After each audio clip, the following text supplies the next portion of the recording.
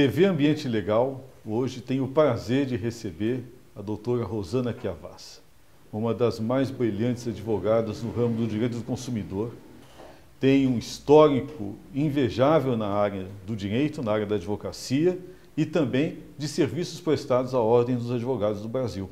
Para mim é um prazer estar aqui recebendo a doutora Rosana Chiavassa. O prazer é todo meu, doutor Fernando, estar aqui com você. Como é que você vê essa inserção hoje da mulher nas estruturas de poder, e em especial na área do direito? Mulheres valorosas, mulheres com muita capacidade sempre existiram em um número não pequeno, mas agora o mundo está reconhecendo, tanto que estamos vendo mulheres ascendendo a cargos muito importantes e exercendo esse cargo com muita eficiência, não é? Brasil e mundo. E na área do direito mais ainda, né? A Helena Calmon, desde que ela assumiu a corregedoria, ela vem sendo respeitada pela sociedade brasileira como uma guerreira, uma baluarte pela ética, né? Temos a Carmen Lúcia, que assumiu o Tribunal Eleitoral. Enfim, as mulheres também no direito estão assumindo o poder. Eu acredito que estamos, sim, de fato, caminhando para a igualdade. Basta você pegar que inscritos na Ordem dos Advogados do Brasil, seção São Paulo, 54% são mulheres. E nas faculdades, a média já está em torno de 65%. Está na hora de ter uma mulher na presidência da Ordem, você não acha? Eu acho que temos colegas capazes também disputando, mas este olhar feminino que é diferenciado, ao lado do olhar masculino, porque não é um ou outro, são os dois, mas eu acho que esse olhar da mulher neste momento para uma OAB que está apática, que está amorfa e que, de fato, para a advocacia nada fez de concreto e para a sociedade, resgatando aquela ordem que sempre foi quem encabeçou os movimentos sociais e defendeu as minorias, eu acho que uma mulher fará a diferença. Em 92, tínhamos lá uma conferência da Ordem dos Advogados do Brasil dentro do Fórum Global na ECO 92.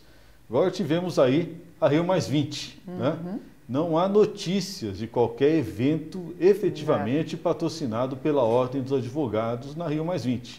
O que nós temos ali são algumas conferências de juristas, muitas delas patrocinadas por grandes escritórios de advocacia. Exatamente. Né, com temário voltado para o interesse dos clientes deles. Né? Ou de quem eles querem pegar como clientes, quem eles querem né? pegar e, infelizmente, é um problema de ética, mas com participação, inclusive, de magistrados, e eu acho que isso não é um convite, eles têm todo o direito de ir, é com fundamental, certeza. Mas completamente fora do foco do resultado daquele período. Da questão que está ali também. Naquele não período nós montamos as comissões de meio ambiente em todos os seccionais da Ordem do Brasil, a partir de 92. E aquilo resultou na implementação de uma série de normas na área do direito ambiental, né? E nós não estamos observando esse movimento agora. Na área do consumidor, o que você tem visto efetivamente? A mesma coisa, nada, não vejo a OAB participar de nada. E se você pensar que o nosso dia a dia é feito de relações de consumo, né? Você sai de casa, pega o metrô, relação de consumo. Ou então para o carro no estacionamento, é uma relação de consumo. Vai tomar um cafezinho, é uma relação de consumo. Vai atender o cliente, é uma relação de consumo. Se você pensar nesta complexidade e nessa quantidade de relações de consumo e no que a OAB São Paulo poderia estar intervindo para ajudar a população, telefonia. Pega a telefonia, que é um caos. Pega cartões de crédito, bancos. E eu estou falando de questões pequenas que não vão atrapalhar o mercado de trabalho de nenhum advogado. Mas, por outro lado, nenhum advogado vai entrar com uma ação para discutir a taxa da cobrança do talão de cheque. Não é? Porque não vale a pena nem para o cliente, nem para o advogado. Então, essas ações coletivas, a OAB podia estar fazendo muita coisa de relevo para a sociedade. Até porque quem deveria estar à frente, que é o Ministério Público, não tem nem estrutura para abraçar todas as grandes causas. E, portanto, a OAB está fazendo falta na sociedade. Não só no setor consumidor, como no setor ambiental, como em todos os setores. Com referência a essa questão importante da implementação do direito do consumidor, isso a gente tem notado em outros setores. Como é que você tem visto hoje o posicionamento do judiciário? Eu percebo que o judiciário está dando uma recrudescida, exigindo do consumidor minimamente que ele cumpra os deveres dele. E um deles é o de tentar se informar, é de sair desse comodismo de que eu sou a vítima. Então isso eu tenho observado em alguns acordos. É claro que a questão de fundo, quando o direito do consumidor é violado, de uma forma gritante, de uma forma, por exemplo, na área da saúde, que é de grande relevo, na área da educação, o judiciário acolhe. Mas numa questão bancária, não. Você está discutindo lá um contrato de juros, um contrato de financiamento, um contrato de hipoteca, enfim. Nesse momento, o judiciário passa a exigir daquele consumidor um posicionamento minimamente de conhecimento do que assinou. Até porque a gente está falando de dinheiro, estamos falando de contratos mais supérfluos do que saúde e educação. Dos advogados, quer dizer, se tivesse uma ordem um pouco mais organizada em relação a isso, talvez tivesse melhor suporte para esse tipo de atendimento. Porque ainda é uma especialidade que reúne poucos advogados, né? Poucos advogados. Você tem muitos grandes escritórios prontos para defender as grandes empresas, não é? Mas advogados para defender os consumidores, poucos. Como é que você entrou nessa batalha? Trabalhei no departamento jurídico do Banco Itaú, que era o único jurídico no Brasil de banco que tinha área criminal. Na época, a assalto a banco era a Lei de Segurança Nacional. Né? Então era um movimento, era uma coisa muito maluca. Então toda a minha formação foi para isto, né? Tanto que eu queria prestar concurso para fazer parte do Ministério Público. Né? Quando eu acabei conhecendo a advocacia liberal, acabei me apaixonando pela advocacia liberal, saí do Itaú, montei meu escritório, mas continuei na área criminal. Quando eu saí de um escritório para montar o meu escritório, a primeira ação que entrou foi na época de uma pessoa muito doente que precisava ser internada e o plano de saúde estava negando. Isso foi em 1993. Os primórdios do Código de Defesa do Consumidor. Começando o Código de Defesa do Consumidor. Nós queríamos, pelo lado humano, ajudar aquela pessoa que portava o vírus da AIDS. Entramos com o processo, fomos conversar com o juiz e assim, mas como assim? É um contrato. Enfim, naquele momento, acho que até em prol da vida do nosso cliente, o magistrado deu a liminar e para entrar com a ação principal, que nós não tínhamos ideia, ligávamos para grandes juristas que falavam assim, mas você está indo contra o Pacta Sunt Servanda. E nós falávamos, mas agora não tem jeito, porque a liminar está dada, eu preciso entrar com o processo. E eu lembro, Fernando, que eu achei um livro do meu pai, porque meu pai fez a faculdade de Direito e o título era Ação Cominatória. Nossa, eu falei, esta ação se encaixa no conceito, eu vou entrar com uma ação cominatória. Claro que eu fui no mérito, não olhei o Código de Processo Civil. E a ação, aquela ação tradicional cominatória estava revogado no Código de Processo. Mas, como ela se encaixava de uma forma perfeita, todas as operadoras, inclusive, entraram com preliminar. E o Tribunal de Justiça falou, não, e agora ficou, e eu diria que ela foi ressuscitada no Código atual de Processo, mercê de todo esse trabalho. A partir daí, começamos a atender um monte de portadores do vírus da AIDS. O judiciário foi acolhendo esta demanda e aí as discussões abriram para outras questões. Depois vieram as discussões sobre pré-existência, rede não credenciada, e urgência, emergência, enfim. Aquilo tomou um vulto muito grande, tanto que poucos anos depois, o governo, como sempre acionado, mercê das ordens judiciais, elaborou uma lei que foi feita, a 9656 de 98, com muitas falhas. Mas que mudou, né? Mas que veio a começar a regulamentar o setor. Aí criou-se a Agência Nacional de Saúde e agora as brigas continuam, mas de uma forma mais civilizada. Você atacou muito judicialmente, obtendo uma mudança no padrão das decisões judiciais para o lado dos doentes. E com referência aos médicos, o que você sentiu de mudança no comportamento médico? Eu acho que o médico minimamente aprendeu a se defender. O médico hoje, ele sabe que tem que preencher um prontuário, que antes ele não preenchia. Muitos médicos gravam as consultas sem o paciente saber que está sendo gravado. E isto é permitido porque por uma analogia da lei da escuta, você pode.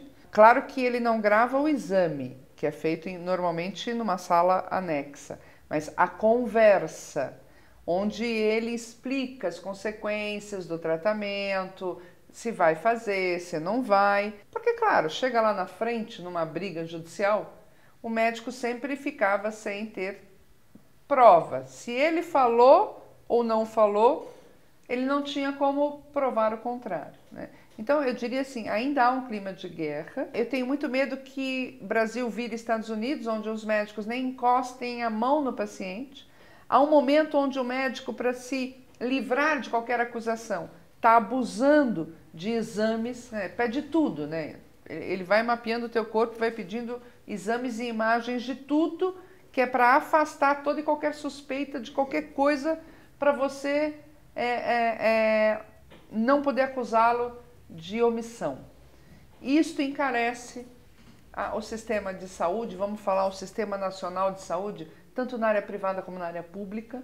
Isso faz com que o caos aumente, né? Eu acho que médico e paciente ainda não encontraram o ponto ideal. Eu sou procurada diuturnamente por questões, inclusive, de erros médicos também, e fica muito claro que o cliente só vai processar quando o médico ou não dá satisfação, ou não assume que errou e deixa a família com aquele problema. Ou seja, na verdade ainda está muito vinculado ao comportamento do profissional. Literalmente. Né? E isso também está acontecendo na nossa área, né?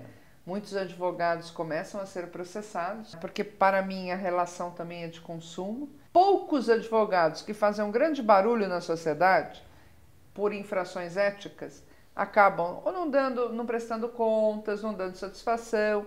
Então os advogados também estão sendo processados. Mas para mim está muito claro que só é processado o profissional que não se antecipa, não procura o consumidor, não esclarece o consumidor, porque errar é humano. Todo mundo está sujeito a um erro. E o brasileiro é bom, ele perdoa. Não é verdade? É verdade. Então é uma relação de confiança. E numa relação de confiança as pessoas podem errar. Mas se você mantiver esta lealdade, é muito difícil o brasileiro processar. Isso é a postura acima de tudo. É a postura humana, é o comportamento humano. E com referência agora ao advogado como consumidor da sua entidade. Você tem um histórico na ordem. Gostei da colocação. Né? Gostei da Como é que você tem visto essa figura do advogado como consumidor da sua entidade? Conheci a OAB em 86 através de um candidato à OAB. Em 87 nós ganhamos e acabei participando de todas as comissões da Ordem dos Advogados do Brasil. Todas. Né? Inclusive da criação da Comissão da Mulher Advogada, que fez um trabalho extremamente relevante naquele momento no seio da advocacia. Né? Em 87 éramos uma minoria. E essa paixão? O que você pretende agora dessa paixão para a Ordem dos Advogados do Brasil? Pois é, depois desse primeiro começo na Ordem saímos, voltei em 97, quando coordenei a campanha de Rubens Aprobato, e fui conselheira federal por 2 gestões. Fizemos muita coisa, e neste momento eu obtive uma outra vitória. Veio uma notícia de um contrato da Mil que havia sido rescindido pela Mil em prejuízo de 3 mil professores idosos e aposentados. Nossa. Tinha uma delas que estava com 102 anos. E incontinente eu falei com o Aprobato, ele me passou a procuração e entramos com uma ação civil pública em nome da OAB São Paulo. E foi a primeira ação civil pública reconhecida no Brasil como da OAB podendo defender terceiros que não advogados. Por isso que eu falo com tanta ênfase que a OAB podia fazer muito pelo direito coletivo, porque já há legitimação, já está aí posta no judiciário. E agora eu quero sim ser a presidente da OAB São Paulo, serei, porque eu acho que temos muito a fazer. Minimamente hoje o advogado está tão sofrido, ele está tão cansado, né, e se sentindo tão desprotegido, abandonado, que ele precisa da ordem para ter condições de trabalho minimamente adequadas. Fernando, nós queremos discutir direito, nós não queremos ficar brigando com o cartório para juntar a petição, para expedir a guia. Não é verdade? É verdade. A OAB São Paulo tem que estar desatrelada do governo, para poder fazer projetos, né, junto ao judiciário e muitas vezes com o judiciário junto ao governo, porque nós sabemos que o judiciário precisa estar mais aparelhado. Isso é fato. Agora, nos faltam dados. Nós vamos promover uma grande pesquisa, nós teremos um banco de dados para poder discutir cientificamente e comprovadamente, né? Então, eu quero isso, eu quero ajudar a advocacia, porque com 2 filhos recém-formados, eu quero que eles saibam que a advocacia não é isso que eles estão vendo e vivendo hoje. Porque hoje, quem é o que atrasa tudo é o advogado, né? Então, a sociedade acha que o advogado é o responsável pela morosidade. E não é, é o judiciário.